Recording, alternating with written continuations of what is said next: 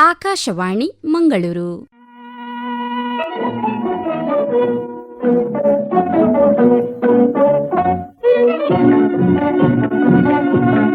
ಯುವವಾಣಿ. ಯುವ ಕೇಳುಗರಿಗೆ ವಂದನೆಗಳು ಹಾಗೂ ಇಂದಿನ ಕಾರ್ಯಕ್ರಮಕ್ಕೆ ಆತ್ಮೀಯ ಸ್ವಾಗತ. ಕೇಳುಗರೆ, ಇಂದಿನ ಕಾರ್ಯಕ್ರಮದಲ್ಲಿ ಕೇಳಿ 2 ಭಾಷಣಗಳು. ಸುಪ್ರೀತಾ ಎಸ್ ಸೂರಂಬೇಲ್ ಅವರಿಂದ ಅಂಬೇಡ್ಕರ್ ಅವರ ಜೀವನ ಸಾಧನೆ, ಬಳಿಕ ಸಾನ್ನಿಧ್ಯ ಪೂಜಾರಿ ಕೊಂಜಾಡಿ ಅವರಿಂದ ದಾಸಕೀರ್ತನೆಯಲ್ಲಿ ಜೀವನ ಮೌಲ್ಯಗಳು. ಕಾರ್ಯಕ್ರಮದ ಮೊದಲಿಗೆ ಕೇಳಿ ಸುಪ್ರೀತಾ ಎಸ್ ಸೂರಂಬೇಲ್ ಅವರಿಂದ ಭಾಷಣ, ಅಂಬೇಡ್ಕರ್ ಅವರ ಜೀವನ ಸಾಧನೆ. ದೇಶ ಕಂಡ ಅದ್ಭುತವಾದಂತಹ ವ್ಯಕ್ತಿ ಡಾಕ್ಟರ್ ಬಿ.ಆರ್. ಅಂಬೇಡ್ಕರ್ ಭಾರತ ಕಂಡ ಶ್ರೇಷ್ಠ ನಾಯಕರಲ್ಲಿ ಒಬ್ಬರು. ನಮ್ಮ ದೇಶದ ಪ್ರತಿಯೊಬ್ಬರ ಪಾಲಿನ ಪವಿತ್ರ ಗ್ರಂಥವಾದ ಸಂವಿಧಾನದ ಹಿಂದಿನ ದೊಡ್ಡ ಶಕ್ತಿ ಇವರು. ಸಮಾನತೆ ಪ್ರಗತಿಯ ಕನಸು ಕಂಡ ಮೇರುನಾಯಕ, ನಮ್ಮ ಹೆಮ್ಮೆಯ ಸಂವಿಧಾನ ಶಿಲ್ಪಿ. ಅಂಬೇಡ್ಕರ್ ಅವರ ಬದುಕು ಎಲ್ಲರಿಗೂ ಸ್ಫೂರ್ತಿ. ಅವರ ಆದರ್ಶ ಎಲ್ಲರ ಜೀವನಕ್ಕೆ ದಾರಿ. ನಾನಾ ಸಾಹೇಬರ ಚಿಂತನೆಗಳು ಇಂದಿಗೂ ಯುವ ಜನತೆಗೆ ಸ್ಫೂರ್ತಿ ನೀಡುತ್ತಲೇ ಇದೆ. ಮಾನವೀಯತೆ, ಸಮಾನತೆ ಮತ್ತು ಸಹಜೀವನ ಎಂಬುದು ಅವರ ಪ್ರಮುಖ ತತ್ವಗಳಾಗಿದೆ.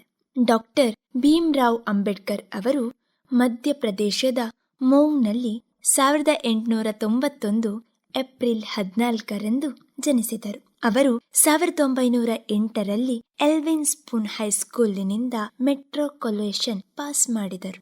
ಉನ್ನತ ಶಿಕ್ಷಣವನ್ನು ನ್ಯೂಯಾರ್ಕ್ ಕೊಲಂಬಿಯಾ ವಿಶ್ವವಿದ್ಯಾನಿಲಯದಿಂದ ಅರ್ಥಶಾಸ್ತ್ರವನ್ನು ಅಧ್ಯಯನ ಮಾಡಿದರು. ನಂತರ ಮುಂದೆ ಅರ್ಥಶಾಸ್ತ್ರದಲ್ಲಿ ಡಾಕ್ಟರೇಟ್ ಪದವಿಯನ್ನು ಪಡೆದುಕೊಂಡರು. ಜಾತಿ ತಾರತಮ್ಯ ಮತ್ತು ಅಸ್ಪೃಶ್ಯತೆಯ ಬಗ್ಗೆ ಹೋರಾಟವನ್ನು ಪ್ರಬಲವಾಗಿ ಆರಂಭಿಸಿದರು. ಇದಕ್ಕೆ ಪ್ರೇರಣೆ ಎಂದರೆ ತನ್ನ ಜೀವನದಲ್ಲಿ ನಡೆದ ಹಲವು ಘಟನೆಗಳಾಗಿದೆ. 1920ರಲ್ಲಿ ಅವರು ಮೂಕನಾಯಕ ಎಂಬ ಪತ್ರಿಕೆಯನ್ನು ಆರಂಭಿಸಿದರು.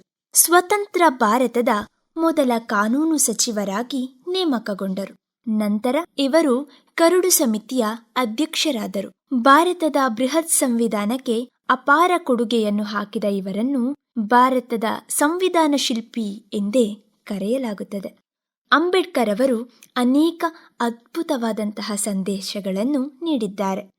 ಅದರಲ್ಲಿ ಒಂದು ಎಂದರೆ ಬದುಕು ಸುದೀರ್ಘವಾಗಿರುವುದಕ್ಕಿಂತ ಶ್ರೇಷ್ಠವಾಗಿರಬೇಕು ಹಾಗೂ ಚೆನ್ನಾಗಿ ಕಾಣಬೇಕು ಎಂದು ಬದುಕುವ ಬದಲು ಒಳ್ಳೆಯವರಾಗಿ ಬದುಕಲು ಪ್ರಯತ್ನಿಸಿ ಎಂಬಂತಹ ಅನೇಕ ಮಾತುಗಳನ್ನು ಯುವ ಜನತೆಗೆ ತಿಳಿಸಿದ್ದಾರೆ. ಭಾರತದಲ್ಲಿ ಅಸ್ಪೃಶ್ಯತೆ ಪದ್ಧತಿಯನ್ನು ತೊಡೆದುಹಾಕಲು ಮತ್ತು ಆರ್ಥಿಕ ಸಮಸ್ಯೆಗಳ ಬಗ್ಗೆ ಭಾರತದ ಜನರಿಗೆ ಸರಿಯಾದ ಅರಿವು ಮೂಡಿಸಲು ಅವರು ಮಾಡಿದ ಶ್ರಮಕ್ಕೆ ಸರಿಯಾದ ಗೌರವವನ್ನು ನೀಡಬೇಕಾಗಿರುವುದು ಪ್ರತಿಯೊಬ್ಬರ ಭಾರತೀಯನ ಕರ್ತವ್ಯವಾಗಿದೆ. ಇವರು ಡಿಸೆಂಬರ್ 6, 1956ರಂದು ದೆಹಲಿಯಲ್ಲಿ ತಮ್ಮ ನಿದ್ರೆಯಲ್ಲೇ ನಿಧನರಾದರು. ಅಂದಿನಿಂದ ಪ್ರತಿ ವರ್ಷ ಅವರ ಈ ದಿವಸವನ್ನು ಮಹಾಪರಿನಿರ್ವಾಣ್ ದಿವಸ್ ಎಂದು ಕರೆಯಲಾಗುತ್ತದೆ ಹಾಗೂ ಆಚರಿಸಲಾಗುತ್ತದೆ. ಅವರ ಮರಣವನ್ನು ಭಗವಾನ್ ಬುದ್ಧನ ಮರಣಕ್ಕೆ ಹೋಲಿಸಲಾಗಿದೆ. ರಾಮ್ಜಿ ಅವರ ಮಾವ ಸನ್ಯಾಸಿಯಾಗಿದ್ದರು. ಅವರೊಮ್ಮೆ ರಾಮ್ಜಿಗೆ ನಿನಗೊಬ್ಬ ಗಂಡು ಮಗ ಹುಟ್ಟುತ್ತಾನೆ, ಆತ ಲೋಕಪ್ರಸಿದ್ಧನಾಗುತ್ತಾನೆ ಎಂದು ಹೇಳಿ ಹರಸಿದರಂತೆ. ಇದಾದ ನಂತರ ಭೀಮ್ರಾವ್ ಹುಟ್ಟಿದರು. ಅವರಿನ್ನೂ 5 ವರ್ಷ ಮಗುವಾಗಿರುವಾಗಲೇ ಅವರ ತಾಯಿ ಮೃತರಾದರು. ಶಾಲೆಯಲ್ಲಿದ್ದಾಗಲೇ ಅವರಿಗೆ ಅಸ್ಪೃಶ್ಯತೆಯ ಬಿಸಿ ತಗುಲಿತು. ಶಾಲೆಯಲ್ಲಿ ಅವರು ಇತರ ವಿದ್ಯಾರ್ಥಿಗಳ ಜೊತೆ ಕುಳಿತುಕೊಳ್ಳುವಂತಿಲ್ಲ. ಕುಡಿಯುವ ನೀರನ್ನು ಯಾರಾದರೂ ಮೇಲಿನಿಂದ ಸುರಿದರೆ ಬಾಯಿಗೆ ಅಡ್ಡವಾಗಿ ಕೈ ಹಿಡಿದು ಕುಡಿಯಬೇಕಿತ್ತು. ಇದೆಲ್ಲ ಯಾಕೆ ಎಂಬುದು ಆ ಬಾಲಕನಿಗೆ ಅರ್ಥವೇ ಆಗುತ್ತಿರಲಿಲ್ಲ. ತನಗಾದ ಅವಮಾನದ ಹಿಂದೆ ಭೀಮ್ನ ಎಳೆಯ ಮನಸ್ಸಿನ ಮೇಲೆ ಬಹು ಆಳವಾದ ಪರಿಣಾಮಗಳನ್ನು ಮಾಡಿದವು. ಹಿಂದೂ ಧರ್ಮಕ್ಕೆ ಅಂಟಿರುವ ಅಸ್ಪೃಶ್ಯತೆಯ ಕೊಳೆಯನ್ನು ತೊಳೆದು ಹಾಕಬೇಕು ಎಂದು ತೀರ್ಮಾನಿಸಿದನು. ಹೋರಾಟದ ಪ್ರವೃತ್ತಿ ಅವರ ವಂಶಕ್ಕೆ ಬಂದದ್ದು ಮಹಾರ್ ಸಿಪಾಯಿಗಳ ರಕ್ತದಿಂದಾಗಿದೆ. ಬಾಲ್ಯದಲ್ಲೇ ಭೀಮಿನದ್ದು ಉಕ್ಕಿನ ಮನಸ್ಸು. Doctor B R. ಅಂಬೇಡ್ಕರ್ ಅವರು ಭಾರತದ ಅಭಿವೃದ್ಧಿಯ ಕಡೆಗೆ ತಮ್ಮ ಪರಿಶುದ್ಧ ಕೆಲಸಕ್ಕಾಗಿ ಹೆಸರುವಾಸಿಯಾಗಿದ್ದಾರೆ ಮತ್ತು ಸ್ವತಂತ್ರ ಭಾರತದ ಸಮಾಜದಲ್ಲಿ ಸಮಾನತೆಯನ್ನು ಸೃಷ್ಟಿಸುವ ಸಲುವಾಗಿ ಅವರು ಬರೆದ ಪುಸ್ತಕಗಳಿಗೆ ಹೆಸರುವಾಸಿಯಾಗಿದ್ದಾರೆ. ಅವರು ಕಠಿಣ ಪರಿಶ್ರಮದಿಂದ ಮತ್ತು ಈಗ ನಾವು ಪ್ರವೇಶ ಪರೀಕ್ಷೆ ಮತ್ತು ಇತರ ಸರಕಾರಿ ಉದ್ಯೋಗಗಳಲ್ಲಿ ವಿವಿಧ ವರ್ಗಾವಣೆಗಳಿಗೆ ಮೀಸಲಾತಿಯನ್ನು ಪ್ರಸ್ತುತಪಡಿಸುತ್ತಿದ್ದೇವೆ. ಅಂಬೇಡ್ಕರ್ ಅವರು ಹಲವಾರು ರೀತಿಯ ಉಲ್ಲೇಖಗಳನ್ನು ಹಂಚಿಕೊಂಡವರು. ಅವುಗಳೆಂದರೆ, ಮೊದಲನೆಯದ್ದು, ನಾವು ಭಾರತೀಯರು ಮೊದಲನೆಯದಾಗಿ ಮತ್ತು ಕೊನೆಯದಾಗಿಯೂ. ಹಾಗೂ ಇನ್ನೊಂದು ಸುಂದರವಾದ ಮಾತುಗಳನ್ನು ತಿಳಿಸಿದ್ದಾರೆ. ಅವು ಎಂದರೆ, ಧರ್ಮ ಮನುಷ್ಯನಿಗಾಗಿಯೇ ಹೊರತು ಮನುಷ್ಯ ಧರ್ಮಕ್ಕಾಗಿ ಅಲ್ಲ ಎಂಬಂತಹ ಹಲವಾರು ಅದ್ಭುತವಾದಂತಹ ಮಾತುಗಳನ್ನು ತಿಳಿಸಿದ್ದಾರೆ. ಅಂಬೇಡ್ಕರ್ ಅವರು ಸಂವಿಧಾನದ ಮೂಲಕ ಭಾರತಕ್ಕೆ ಪಂಚಾಯತ್ ರಾಜ್ ಹಾಗೂ ಜನರ ಮತದಾನದ ಹಕ್ಕು ಹಾಗೂ ಪ್ರಜಾಪ್ರಭುತ್ವದ ಮೇಲೆ ಅನೇಕ ಹೊಸ ನಿಯಮಗಳನ್ನು ಸ್ಥಾಪಿಸಿದರು. ಹಿಂದೂ ಸಮಾಜದಲ್ಲಿ ಕಷ್ಟಪಟ್ಟವರಿಗೆ ನ್ಯಾಯ ದೊರಕಲೇಬೇಕು. ಇದು ಅಂಬೇಡ್ಕರ್ ಅವರ ವಜ್ರ ಸಂಕಲ್ಪ. ಇದಕ್ಕಾಗಿ ಅವರು ಯಾರನ್ನಾದರೂ ಕೂಡ ಎದುರಿಸಲು ಸಿದ್ಧರಾಗಿದ್ದರು. ಅಂಬೇಡ್ಕರ್ ಅವರಿಗೆ ಪುಸ್ತಕಗಳೆಂದರೆ ಪ್ರಾಣ.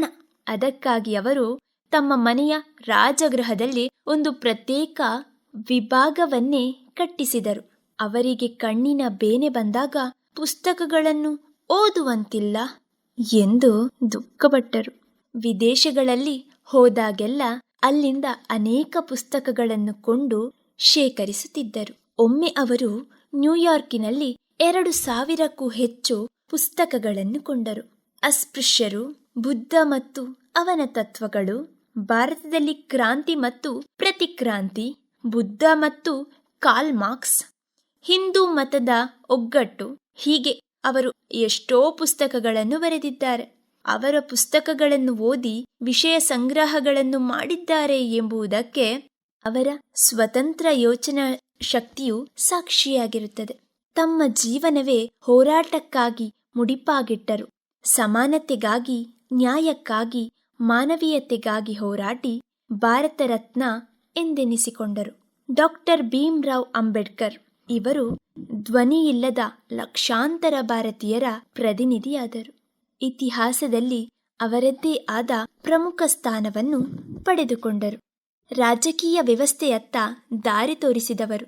ಅವರ ಪ್ರಯತ್ನಗಳ ಪರಿಣಾಮವಾಗಿ ಭಾರತದ ಸಂವಿಧಾನವು 1950 ಜನವರಿ 26ರಂದು ಜಾರಿಗೆ ಬಂತು.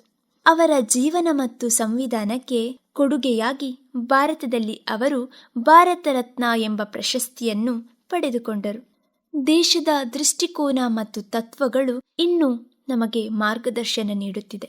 ಇವರು ಕೇವಲ ಭಾರತೀಯ ಸಂವಿಧಾನದ ಶಿಲ್ಪಿಯಷ್ಟೇ ಅಲ್ಲ, ಸಾಮಾಜಿಕ ನ್ಯಾಯದ ಸಂಕುಲಸ್ಥರೂ ಹೌದು.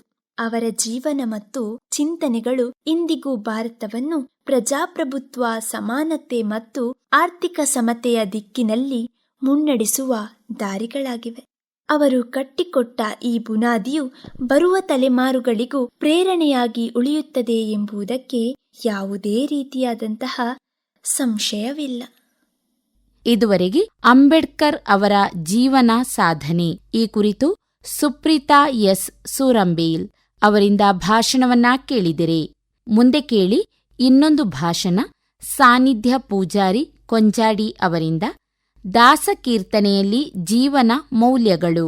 ಆಡುನುಡಿಯ ಸಮೃದ್ಧ ಬಳಕೆಯೊಂದಿಗೆ ದಾಸರಿಂದ ರಚಿಸಲ್ಪಟ್ಟ ಕೀರ್ತನೆಗಳು ಏಕಕಾಲದಲ್ಲಿ 2 ಬಗೆಯ ಪ್ರಯೋಜನಗಳನ್ನು ಒದಗಿಸುತ್ತವೆ. ಮೇಲ್ನೋಟಕ್ಕೆ ಸರಳವಾಗಿ ಕಾಣುವ ಇಂತಹ ಕೀರ್ತನೆಗಳು ಹೊರಸೂಸುವ ಅರ್ಥ ಒಂದಾದರೆ ಅವುಗಳಲ್ಲಿ ಅಡಗಿರುವ ಅಂತರಾರ್ಥ ಮತ್ತೊಂದೇ ಇರುತ್ತದೆ. ಅರ್ಥ ದೇವರ ಸ್ತುತಿಯಾದರೆ ಅಂತರಾರ್ಥ ಗಾಢ ಆಧ್ಯಾತ್ಮವೇ ಆಗಿರುತ್ತದೆ. ಕೆಲವು ಜನಸಾಮಾನ್ಯರಿಗೆ ನೀತಿ ಬೋಧೆಗಳಾದರೆ ಇನ್ನೂ ಕೆಲವು ದಶಾವತಾರಗಳ ವರ್ಣನೆಗಳಾಗಿರುತ್ತದೆ. ಜನಪ್ರಿಯ ಕೀರ್ತನೆಯೊಂದನ್ನು ನಾವೆಲ್ಲರೂ ಕೇಳಿರುತ್ತೇವೆ. ಭಾಗ್ಯದ ಲಕ್ಷ್ಮೀ ಬಾರಮ್ಮ ಎಂಬ ಕೀರ್ತನೆ ಮೇಲ್ನೋಟಕ್ಕೆ ಕಂಡರೆ ನಾರಾಯಣ ನರಸಿ ಶ್ರೀ ಲಕ್ಷ್ಮೀ ದೇವಿಯನ್ನು ಸ್ತುತಿಸುವ ಗೀತೆ ಇದು. ಆದರೆ ಅಂತರಾರ್ಥವನ್ನು ಆಲೋಚಿಸ ಹೊರಡರೆ ಅದ್ಭುತ ನೀತಿ ಬೋಧೆ ನಮ್ಮೆದುರು ತೆರೆದುಕೊಳ್ಳುತ್ತದೆ. ಲಕ್ಷ್ಮೀದೇವಿ ಹರಿಯ ಸತಿ, ಅಂತೆಯೇ ಸಂಪತ್ತಿಗಧಿಪತಿಯೂ ಹೌದು. ಹೊನ್ನು ಹಣಕ್ಕೆ ಆಕೆಯೇ ದೇವತೆ. ಲಕ್ಷ್ಮಿ ಎಂದರೆ ಹಣ ನಮಗೆಲ್ಲರಿಗೂ ಬೇಕಾದುದೇ. ಆದ್ದರಿಂದ ನಮ್ಮೆಡೆಗೆ ಅದು ಹರಿದು ಬರಬೇಕೆಂದು ಎಲ್ಲರೂ ಬಯಸುತ್ತೇವೆ. ಅದಕ್ಕಾಗಿ ಹಂಬಲಿಸುತ್ತೇವೆ. ಜೀವನ ಪರ್ಯಂತ ಹಣಗಳಿಕೆಗೆ ಹಗಲಿರುಳೆನ್ನದೆ ಹೋರಾಡುತ್ತೇವೆ. ಹಲವರ ಜೀವನದ ಪರಮಧ್ಯಯವೇ ಹಣಗಳಿಕೆ. ಇಂಥ ಹಣ ನಮ್ಮೆಡೆಗೆ ಹೇಗೆ ಹರಿದು ಬರಬೇಕೆಂಬುದನ್ನು ಮಾರ್ಮಿಕವಾಗಿ ದಾಸರು ಈ ಕೀರ್ತನೆಯಲ್ಲಿ ಪ್ರಸ್ತುತಪಡಿಸಿದ ಬಗೆ ಎಷ್ಟು ಮನೋಜ್ಞ ಗಮನಿಸಿ. ಹೆಜ್ಜೆಯ ಮೇಲೊಂದು ಹೆಜ್ಜೆಯ ನಿಕ್ಕುತ್ತ. ಹೆಜ್ಜೆ ಮೇಲೆ ಹೆಜ್ಜೆ ಇಕ್ಕುವುದೆಂದರೆ ನಿಧಾನಗತಿಯ ನಡಿಗೆ ಎಂದರ್ಥ. ಹಣ ನಿಧಾನವಾಗಿಯೇ ಸಂಪಾದನೆ ಆಗಬೇಕು. ಏಕಾಏಕಿ ಸಂಪತ್ತು ಸಂಗ್ರಹವಾದರೆ ಅದರ ಮೌಲ್ಯ ತಿಳಿಯದೆ ಆಡಂಬರಕ್ಕೆ ಅಪವ್ಯಯಕ್ಕೆ ಮುಂದಾಗುವ ಅಪಾಯಗಳಿರುತ್ತದೆ. ಅಲ್ಪನಿಗೆ ಐಶ್ವರ್ಯ ಬಂದರೆ ಅರ್ಧರಾತ್ರಿಲಿ ಕೊಡೆ ಹಿಡಿದ ಎಂಬ ಮಾತೇ ಇದೆ. ಇದು ಹಣದ ಅಪಮೌಲ್ಯವೇ ಸರಿ. ನಮ್ಮ ಸಂಪಾದನೆ ನಾವು ಬಸಿದ ಬೆವರಿಗೆ ತಕ್ಕ ಬೆಲೆಯಾಗಬೇಕೇ ವಿನಃ ಇನ್ನೊಬ್ಬರ ಮೇಲೆ ಸಗಿದ ದೌರ್ಜನ್ಯದಿಂದ ದೊರಕಿದ್ದಾಗಿರಬಾರದು. ಆದ್ದರಿಂದ ಲಕ್ಷ್ಮಿ ಹೆಜ್ಜೆ ಮೇಲೆ ಹೆಜ್ಜೆ ಇಟ್ಟು ನಿಧಾನವಾಗಿ ಬರಬೇಕೇ ವಿನಃ ಏಕಾಏಕಿ ಪ್ರವಾಹದೋಪಾದಿಯಲ್ಲಿ ನುಗ್ಗಿ ಬರಬಾರದು. ಗೆಜ್ಜೆ ಕಾಲ್ಗಳ ದನಿಯ ಮಾಡುತ್ತಾ ನಮ್ಮೆಡೆಗೆ ಲಕ್ಷ್ಮಿ ಹರಿದು ಬಂದಿರುವುದು ಕನಿಷ್ಠ ನಮ್ಮ ನೆರೆಕೆರೆಯವರಿಗಾದರೂ ಗೊತ್ತಾಗುವಂತಿರಬೇಕು. ನಮ್ಮ ಹಣ ಸಂಪಾದನೆಯ ಮಾರ್ಗ ಮುಕ್ತವಾದುದೇ ಆಗಿರಬೇಕೇ ವಿನಃ ಗುಪ್ತವಾಗಿರಕೂಡದು. ನ್ಯಾಯಯುತ, ಸಜ್ಜನ, ಸಮ್ಮತವಾದುದಾಗಿರಬೇಕೇ ವಿನಃ ಅನ್ಯಾಯದ ಮಾರ್ಗವಾಗಿರಬಾರದು. ಕಳ್ಳ ಮಾರ್ಗದ ಸಂಪಾದನೆ ಸಮಾಜದ ಸ್ವಾಸ್ಥ್ಯಕ್ಕೆ ಮಾರಕ. ಆದ್ದರಿಂದ ನೇರ ನ್ಯಾಯಸಮ್ಮತವಾದ ಸಂಪಾದನೆಯ ಸೂಚ್ಯರ್ಥ ಈ ಸಾಲಿನದ್ದು. ಸಜ್ಜನ ಸಾಧು ಪೂಜೆಯ ವೇಳೆಗೆ ಮಜ್ಜಿಗೆಯೊಳಗಿನ ಬೆಣ್ಣೆಯಂತೆ. ಮಜ್ಜಿಗೆಯೊಳಗಿನ ಬೆಣ್ಣೆ ಹೊರತೆಗೆಯುವುದು ಸರಳ ಪ್ರಕ್ರಿಯೆಯೂ ಅಲ್ಲ, ಶೀಘ್ರ ವ್ಯಾಪ್ತಿಯೂ ಇಲ್ಲ. ಕರೆದ ಹಾಲನ್ನು ಕಾಯಿಸಬೇಕು, ಆರಿಸಿದ ಹಾಲಿಗೆ ಹೆಪ್ಪು ಹಾಕಬೇಕು, ಅದು ಮೊಸರಾಗಬೇಕು. ಮೊಸರನ್ನು ಮಥಿಸಿ ಮಜ್ಜಿಗೆಯಿಂದ ಬೆಣ್ಣೆಯನ್ನು ಬೇರ್ಪಡಿಸಬೇಕು. ಇಷ್ಟೆಲ್ಲ ತಾಳ್ಮೆಯಿಂದ ಪರಿಶ್ರಮದಿಂದ ಬೆಣ್ಣೆಯನ್ನು ಪಡೆಯಬೇಕು. ಅಂತೆಯೇ ಸಂಪತ್ಗಳಿಕೆ ಪ್ರಯಾಸದಿಂದಲೇ ಕೂಡಿರಬೇಕು. ಅದಕ್ಕಾಗಿ ಪ್ರಯತ್ನ ಪಡಬೇಕು, ಬೆವರು ಬಸಿಯಬೇಕು. ಆಗಲೇ ಅದಕ್ಕೊಂದು ಮೌಲ್ಯ, ಇದರಿಂದಲೇ ಬದುಕು. ಹೀಗೆ ಪಡೆದ ಹಣದ ಅಪವ್ಯಯ ಎಂದಿಗೂ ಆಗಕೂಡದು, ಸದ್ವಿನಿಯೋಗವಾಗಬೇಕು. ಸಂಪಾದಿಸಿದ ಸಂಪತ್ತು ಕೇವಲ ಸ್ವ ಅನುಭೋಗಕ್ಕೆ ಅಲ್ಲ, ಅದರಲ್ಲಿ ಒಂದಷ್ಟು ಸಾಧು ಸಜ್ಜನರ ಆರಾಧನೆಗೂ ವ್ಯಯವಾಗಬೇಕು. ಅಂಥವರಿಗೆ ಮಾತ್ರ ಹಣ ಒಲಿದು ಬರಬೇಕು. ಆಗ ಮಾತ್ರ ಹಣ ಹರಿದು ಬರಬೇಕು. ಕಿರಿದರೊಳ್ ಪಿರಿದರ್ಥವಂ ಪೇಳುವುದೆಂದರೆ ಇದೇ ತಾನೇ. ಪುರಂದರದಾಸರ ಇನ್ನೊಂದು ಮನೋಜ್ಞ ಕೀರ್ತನೆ. ಇದು ಭಾಗ್ಯ ಇದು ಭಾಗ್ಯ ಇದು ಭಾಗ್ಯವಯ್ಯ, ಪದುಮನಾಭನ ಪಾದ ಭಜನೆ ಸುಖವಯ್ಯ. ಈ ಪಲ್ಲವಿಯೊಂದಿಗೆ ಆರಂಭವಾಗುವ ಕೀರ್ತನೆಯ ಚರಣ ಅದೆಷ್ಟು ನೀತಿ ಬೋಧಕ ನೋಡಿ. ಕಲ್ಲಾಗಿರಲು ಬೇಕು ಕಠಿಣ ಭವತೊರೆಯೊಳಗೆ, ಬಿಲ್ಲಾಗಿರಲು ಬೇಕು ಬಲ್ಲವರೊಳಗೆ. ಮೆಲ್ಲನೆ ಮಾಧವನ ಮನವ ಮೆಚ್ಚಿಸಬೇಕು, ಬೆಲ್ಲವಾಗಿರಬೇಕು ಬಂದು ಜನರೊಳಗೆ. ನಮ್ಮೀ ಜೀವನದ ಸುಖದ ಸುಪ್ಪತ್ತಿಗೆಯೂ ಅಲ್ಲ, ಮುಳ್ಳಿನ ಹಾಸಿಗೆಯೂ ಅಲ್ಲ. ಸುಖವಿದ್ದರೂ ಕಷ್ಟ ತುಸು ಹೆಚ್ಚೆ. ಕಷ್ಟ ಸುಖಗಳೆಲ್ಲವನ್ನೂ ಸಮಾನವಾಗಿ ಸ್ವೀಕರಿಸುವ ಸ್ಥಿತಪ್ರಜ್ಞತೆ ನಮ್ಮದಾಗಿರಬೇಕು. ಅದರಲ್ಲಿಯೂ ಕಷ್ಟಗಳೆದುರಾದಾಗ ಕಲ್ಲಂತೆ ಕಠಿಣವಾಗಿರಬೇಕು. ನಾವು ಸಂಸಾರದ 1000 ಜಂಜಾಟಗಳಿಗೆ ನಾವು ಅಂಜಬಾರದು, ಅಳುಕಬಾರದು. ಭವವೆಂಬ ತೊರೆಯೊಳಗೆ ಕಲ್ಲಾಗಿರಬೇಕು. ನುಗ್ಗಿ ಬರುವ ಕಷ್ಟಗಳ ಪ್ರವಾಹವನ್ನು ಶಿಲೆಯಂತೆ ಸ್ಥಿರವಾಗಿದ್ದು ಎದುರಿಸಬೇಕು. ನಾವು ಕಲಿತ ವಿದ್ಯೆ ನಮ್ಮಲ್ಲಿ ಅಹಂಕಾರವನ್ನು ಮೂಡಿಸುತ್ತದೆ. ಹಾಗಾಗಕೂಡದು. ವಿದ್ಯೆ ವಿನಯವನ್ನು ನೀಡಬೇಕು. ನಾವು ಬಲ್ಲವರು ಹೌದಾದರೆ ಬಿಲ್ಲಿನಂತೆ ಬಾಗುವ ಗುಣವು ನಮ್ಮಲ್ಲಿರಬೇಕು. ವಿದ್ಯಾವಂತರಿಗೆ ಎದೆಯುಬ್ಬಿಸಿ ನಡೆಯುವುದಕ್ಕಿಂತ ಶಿರ ತಗ್ಗಿಸಿ ನಡೆಯುವುದೇ ಭೂಷಣ. ಹೀಗೆ ಮೃದು ಮಧುರ ನಡೆನುಡಿಗಳಿಂದ ಮಾಧವನ ಮನ ಮೆಚ್ಚಿಸುವಂತೆ ನಾವಿರಬೇಕು. ಅವರಿವರನ್ನು ಮೆಚ್ಚಿಸಲು ಯಾರಿಂದಲೂ ಸಾಧ್ಯವಿಲ್ಲ. ಆತ್ಮಸಾಕ್ಷಿಗೆ ಸರಿಯಾಗಿ ನಾವಿದ್ದರೆ ಅದು ಪರಮಾತ್ಮನಿಗೆ ಮೆಚ್ಚುಗೆಯಾದೀತು.